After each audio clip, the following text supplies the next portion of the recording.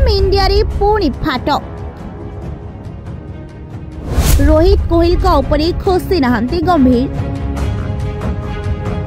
India team उपरे नाखुश BCCI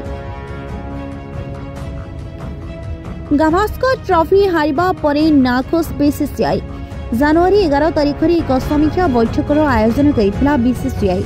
team India मुख्य चयनकर्ता अजित अगरकर, मुख्य प्रशिक्षक गौतम गंभीर एवं भारतीय अधिनायक रोहित शर्मा मध्य एथिरे अंशग्रहण करिथिले। एही बैठक रे अनेक प्रसंग उपरे आलोचना होइथिला। एबी रिपोर्ट दाबी करा जाउछि जे बैठक रे यहा मध्य सामने को आसीछि जे गौतम गंभीर दलर वरिष्ठ खिलाड़ी मानकर दाबी खुशी नुहंती। कौनसी खिलाड़ींकर नाम प्रकाश करा जाय नाही, किंतु इंगित रोहित शर्मा एवं विराट कोहली को आडकू जेबेठरू टीम इंडिया जहाकी बॉर्डर गाभास्कर ट्रॉफी पाई ऑस्ट्रेलिया थिला तेबे सेबेठारू दल भितरे मतभेद खबर आसुछि, जहाकी पथ टेस्ट विजय पर ही खिलाड़ी माने एकाकी बुलुथिबार देखा जाउथला एवं एकाठी विजयर उत्सव पालन करिनथिले।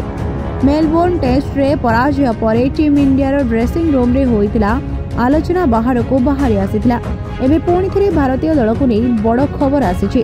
कहा जाउछि जे ऑस्ट्रेलिया रे अवराज समय एवं होचिल को नहीं वरिष्ठ खिलाड़ी माने किछि विशेष दाबी करिथिले। एक सूत्र कहिछि जे गौतम गंभीर सुपरस्टार संस्कृतिक शेष करबा पई आसिछंती एवं किछि खिलाड़ी एथिरे समस्यार सम्मुखीन हेउछंती। अन्य पक्षरे चयन कमिटी मध्य गंभीर को उपरे खुशी नुहे। चयन कमिटी चाहे जे सीरियस चयन सहित जड़ित विषय दूरे रुहंतु।